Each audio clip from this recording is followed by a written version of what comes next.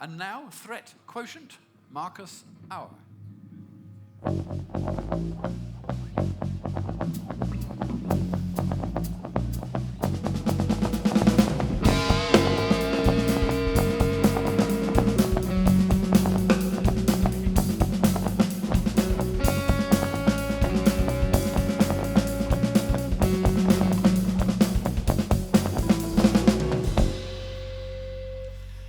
So we've gone from people who want to go down hills very quickly on bicycles, or the last speaker, skis, but you want to go even lower. You want to go below the sea.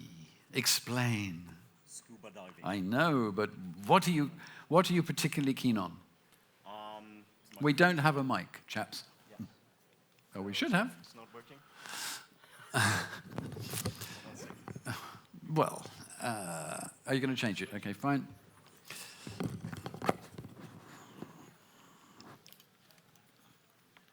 It won't take very long.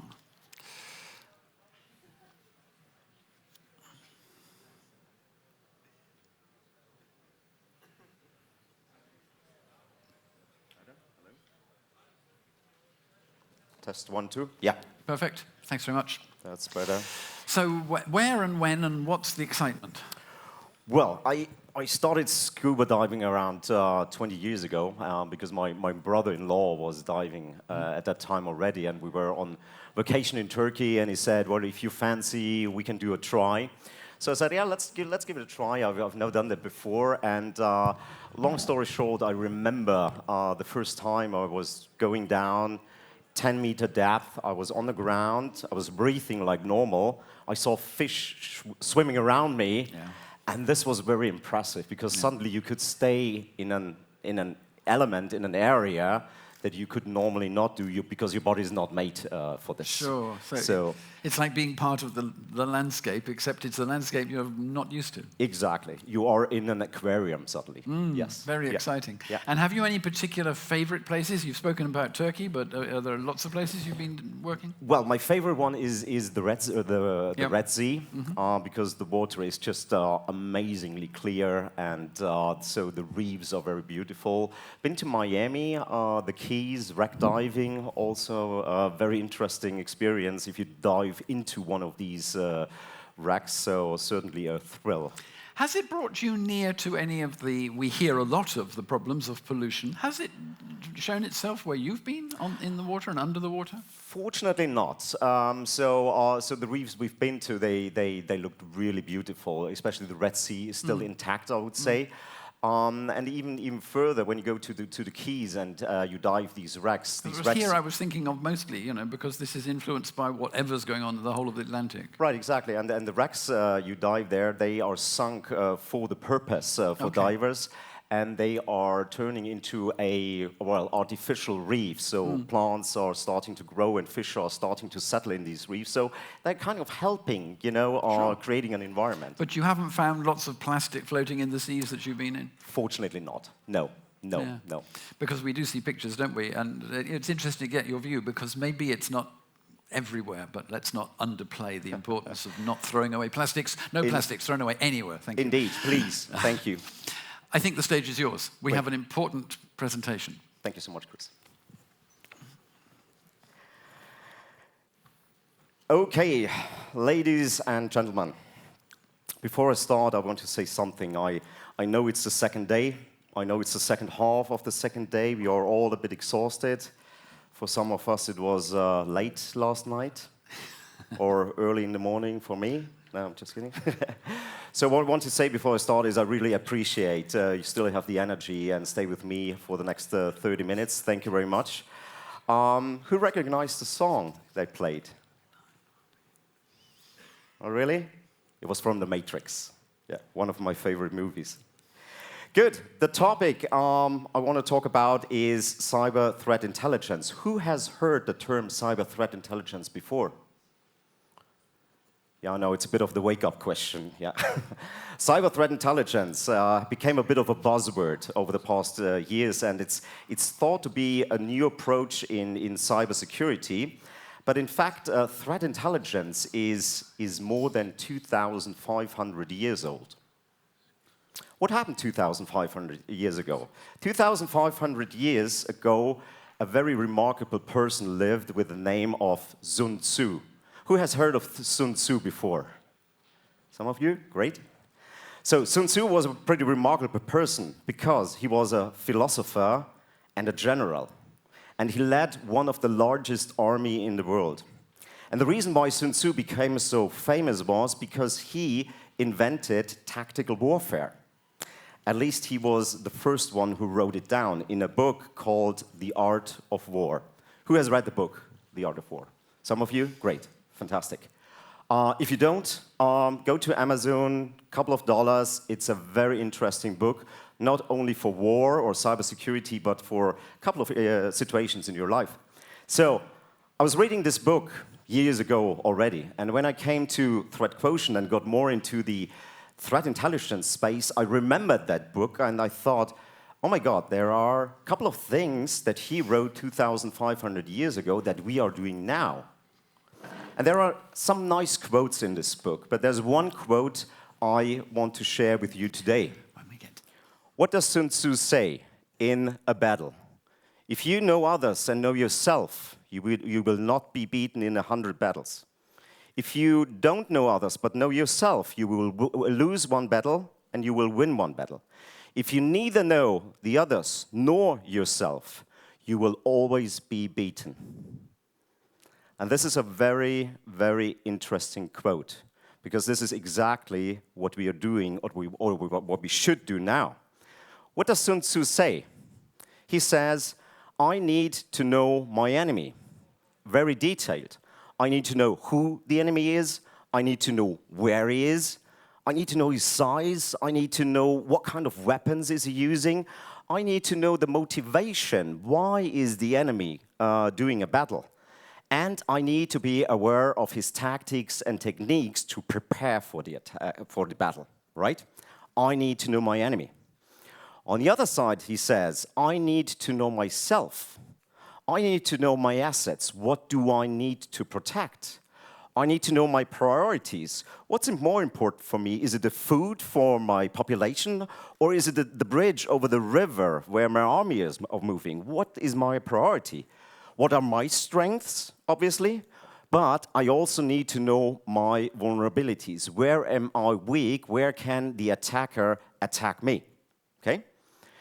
So I need to know my enemy, I need to know myself, and then I need to filter this information. I need to filter out, is the information I got about an enemy a real threat to me? Well, he says, if the enemy is 500 miles away, I know it will take months until he reaches the borders of my country, so it's not a real threat. So I need to find out, is it a real threat? I need to know, is it relevant for me? And I also need to know, is it a priority and what priorities do I have? Okay? And if I have that filtered information, I need to share this information. I need to make sure that I have the right information at the right place, the right time. So, know your enemy, know yourself, find the relevant threats, and share information. That's what Sun Tzu says about tactical warfare. So, when we do the span now to IT security, when we are talking about threat intelligence, most of us think of threat feeds, right? The data about the enemies. So, and they call it threat intelligence feeds. But is it really intelligence what you're getting from the feed? When you receive IOCs like an IP address or a hash value, is that intelligence? No, it's threat data. So what turns threat data into intelligence? There are 3 points you need to be aware of. The information must be accurate, and it must be from a reliable source. The information must be relevant for my network or my business. And the information I get must be timely. I need to receive it in a timely manner in order to act on it. If you have these 3 factors on threat data, it becomes threat intelligence, because then you are actionable. Based on this information, you can create actions. If you're missing one of these 3 points, you are not actionable. If the information is relevant and timely but not accurate, you will start doing the wrong things. If it's accurate and timely but not relevant, well, you waste your time and resources because you shouldn't care about it. If it's accurate and relevant but not timely, well, you're simply too late because you can't act anymore, right? So, accuracy, relevance, and timeliness are the critical factor for threat data to be turned into intelligence. So, let's go back to Sun Tzu about knowing your enemy in our world today. Do we know our enemies? Do we have information about the threat actors that are out there? Yes? No? Maybe? Yes, we have. These are called the threat data feeds. And there are multiple sources where you can get information what kind of threats and actors are out there. You can get the information from open source feeds, from government certs that provide this data to you, commercial providers like IBM, CrowdStrike, Bluelive, and so on. You have industry knowledge you can use. MISP is a great information for threat data. Who's using MISP here? Some of you? Yeah. MITRE ATT&CK, the MITRE ATT&CK framework gives you very good information about who the attacker is, what the TTPs, techniques, procedures are. So we have these sources that tell us who the attacker is. What is the idea behind knowing the enemy?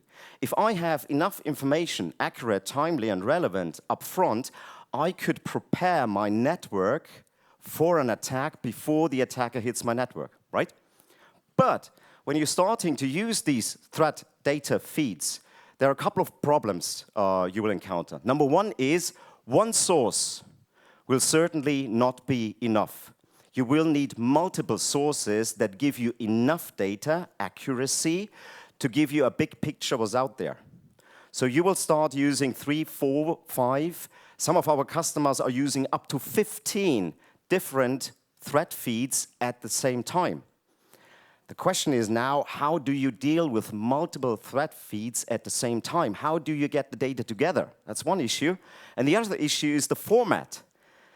One feed might give you the information in just a PDF, the other one by an email, an API, blogs, RSS feeds contain information. So it's multiple feeds, multiple formats, and you can't do that manually. So you would need a platform that does this for you. You need an aggregation platform that is connecting to these feeds out of the box automatically, take all the data, and then is doing 3 things. Aggregating the data, normalizing the data, and deduplicating the data.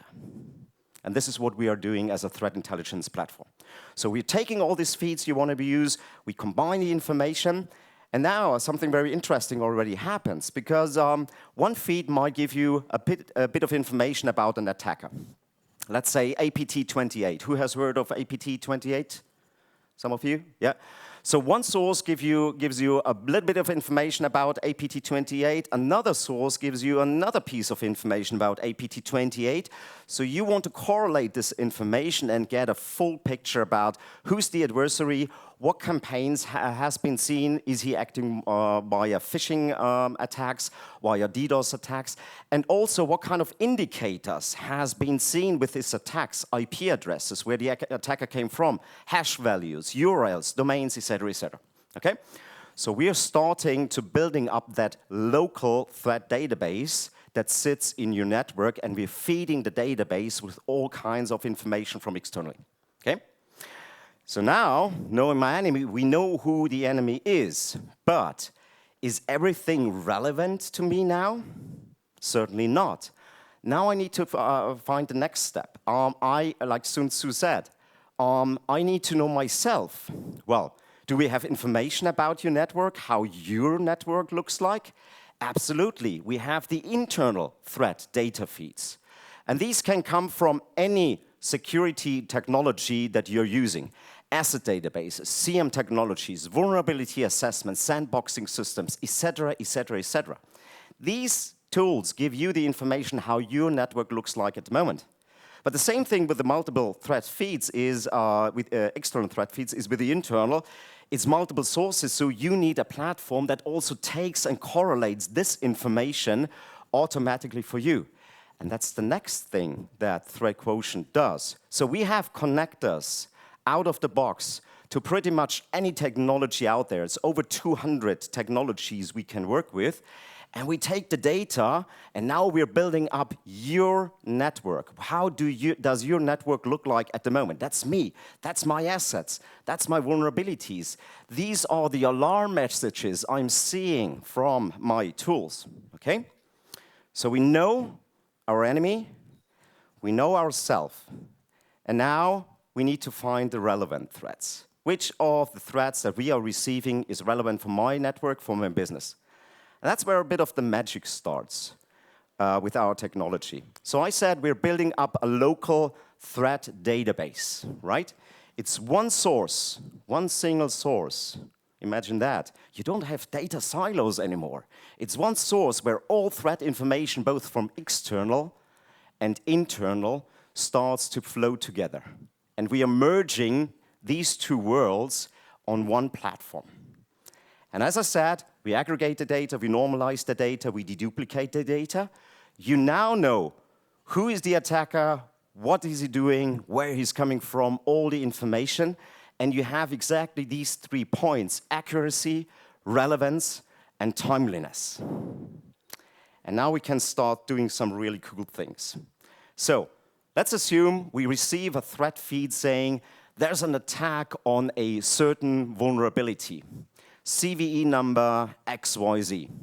So I need to find out as fast as possible, is this a danger for my network? How do we do that?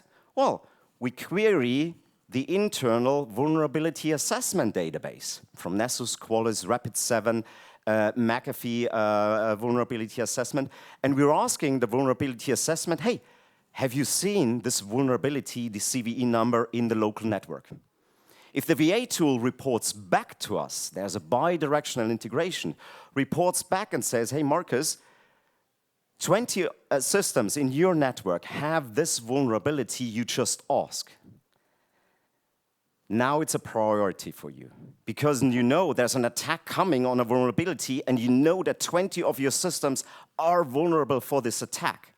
And we are giving you this information within seconds. And we are highlighting that information in the platform, color-coded, so you know where to concentrate on. What are we doing right now? We're filtering out the noise. We want to get rid of things that are not relevant, that are wasting our time, and we want to point you to the threats where your network is endangered at the moment. So, I know 20 of my systems are vulnerable. I need to start an action. What should I do? What's the first thing I would try? Any ideas? Patch, exactly. So can we patch these systems? So how can the platform help you? We can connect to, for example, a ticketing system. ServiceNow, Remedy, Resilient. We would open automatically a ticket. We would put in all the information about the attack, about the vulnerable systems into the ticket, and then an automated workflow could start. The ticket is sent to my colleague who's responsible for patching. I would give him a note, hey, Michael, whatever, please start and patch these 20 systems, if possible, as soon as possible. He has all the information and can start doing the work. And now he can prioritize patching. Patching is always a problem. What do I patch first? I have my patch cycles. I'm doing my best guess. What do I patch first? Well, with that platform, we could show you what to patch first. Where's the priority? So I would go and patch these 20 systems. Done, job done. I'm secure for this attack, and then I can follow on with my normal patching cycle, right? So patching. But if I know I'm vulnerable to this attack, I want immediate protection for my network, immediately. What could be a good way of protecting my network immediately? If I can't patch them right now, I can patch them tomorrow, but I want protection right now. What could be a good way of protecting my network? Any ideas?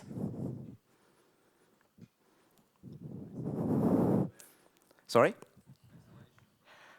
Isolation, sure, one point, but there's an easier and faster way. Your firewalls. Hey, We all have firewalls on our perimeter. They should protect us from traffic we don't want. Well, do we know what we want to block now? Absolutely. Because together with the information about the attack, we might have indicators of compromise. IP addresses, for example, where the attacker has been seen from. So what we are doing simultaneously is we open the ticket and we say to protect you immediately, we are sending these IOCs, these IP addresses, to your firewall and update the reputation list of your block list. So the firewall knows now, okay, these 10 IP addresses, I need to block them immediately to stop any communication. It's immediate protection that we provide, and it's automated. You don't need to do anything. What else can we do? So we have patching now. We started a cycle. We have a bit of protection from our firewalls. What other technology could we use in this situation to get more information? SIEM? Who's using a SIEM technology? Yeah, I doubt that. Are you awake? SIEM, yeah? So what would I do is I would not only send these IP addresses, just for simplicity, today it's IP addresses only, not only send these IP addresses to my firewall and block it, but I would also send these IP addresses to my SIEM and say, hey, SIEM, whatever you're using, we are supporting whether it's Splunk, ArcSight, Curator, Logarithm, whatever, and tell my SIEM, please start looking for these IP addresses now in my log files. Because I want to find out, is the attacker maybe already in my network? I don't know it so far. It could be he's already in my network. And now, if the SIEM would pick up one of these IP addresses I just gave it, it would report back to me, Markus, the IP address you just gave me, I've seen that in a log file. And now it's red alert, because now the possibility that the attacker is already in your network is very high. And again, we are highlighting this in the platform, color-coded, red alert. You need to start an immediate response process. You need to start an investigation or forensics process. What happened? And there's more we would do with a SIEM. I would not only tell my SIEM, start looking for this IOC now. If I have the possibility, I would tell my SIEM, do a historic correlation. Look for these IP addresses in the log files in the last 3 months. And now, if the SIEM would come back and say, Markus, this IP address, I've seen that in a log file 3 weeks ago. Wow, even worse. That could mean the attacker is in my network already 3 weeks, and I need to take the appropriate actions. Okay?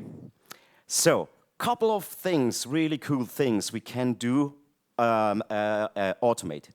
So you are starting to see we are not another detection technology. We are an operations platform.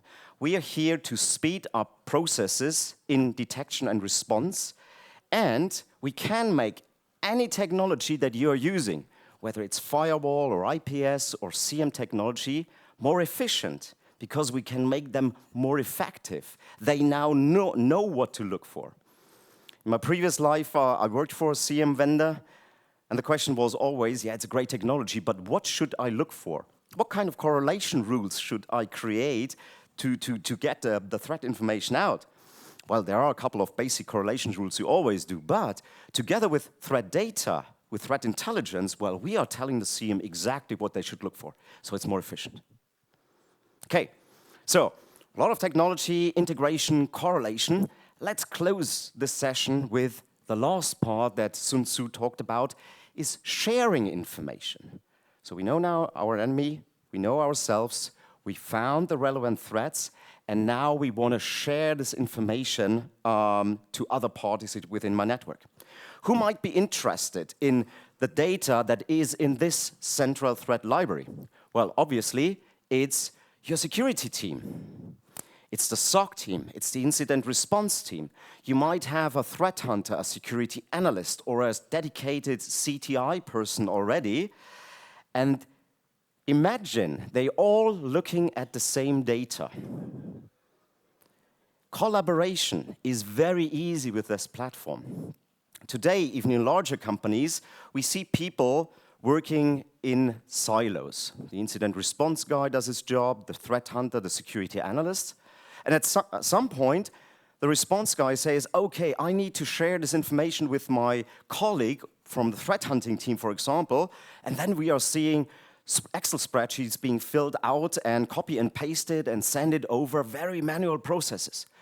With a threat intelligence platform, everyone can see the same data. I can inform my colleague about whatever I want to tell him. Collaboration, it brings the security teams together. That's one thing. A second thing is, well, your infrastructure. We already talked about that. So relevant IOCs I would like to send into my, insert into my sensor grid. But there are also other parties in the company who might be interested in that information, which is, for example, the risk management team. Well, and now it comes to the point, what kind of information do I send where? Remember, right information, right time, right place. You're sending the IOCs to your sensor grid. Is the risk management interested in IOCs, in IP addresses or hash values? No, maybe not. They would be more interested in detailed intel about the attacker. Who is the attacker? What's the motivation? Why is he attacking us? So we are sending this kind of information in that direction. And the last thing, you have your executives. You have your board, your CEO and CISO. Are they interested in IOCs? No. Are they interested in detailed information about a certain attacker? No. They want to get information, what's my security status? Are we red, yellow, green? And this information, we format the information and send it in this direction. I'm good? So, know your enemy, know yourself, correlate the information, find the relevant threats, share the information within persons, tools, or maybe even sharing platforms. So I talked about MISP before. MISP is a great tool to share threat data with other companies. We have a great MISP and exporter, so we can say, we found some new things and I want to give this information back to my MISP community so other companies can profit from my work and protect their network even better. That's the concept around MISP, right? Okay, I'm almost done. Thanks for staying with me. A couple of conclusions at the end. It's all about threat data and sharing information. You need to do your homework a little bit, obviously, especially when it comes to knowing your network. I know you're all doing good, but I would ask myself, do I really know my network? Do I know my assets I have to protect? Do I know my vulnerabilities? If you don't have that information, and just know the enemy, remember Sun Tzu, you will win one battle, you will lose one battle. You need to know both sides, right? You need to change processes and automated processes. You know, this Excel spreadsheet sharing, like I said before, it doesn't work. So think about how can we help optimizing your security processes in incident response, threat hunting, security analytics. And we certainly can do that. Assess your current technology landscape. The past 20 years, they're looking at me already, I got 3 minutes. The past 20 years, we bought more and more technology. Did that help? To a certain degree, right? We have more and more technologies and we have more and more security breaches. So is the next silver bullet detection technology really helping you? Maybe not. So you might go back and say, what do I already have and how can I enhance the efficiency of my current tools with a threat intelligence platform from ThreatQuotient? How can I make my CM more effective, my firewalls? How can I start processing the data more effectively? Do an assessment and talk to us how we can help optimizing the security framework that you already have. And the last advice is, start thinking about your personal CTI program now. We, and I personally believe that threat intelligence, especially when it comes to using external threat data, is the next step in cybersecurity and can make you be better protected. Any questions? We got 2 minutes before I'm going to be dragged away, yes. Or maybe I like that. I think we've made it, Markus. No questions? Yeah, exhausted. If you have I questions... think your tactical warfare is gone in. Great. Thank you very much indeed. Of course, you're available for some time immediately afterwards. Thank you.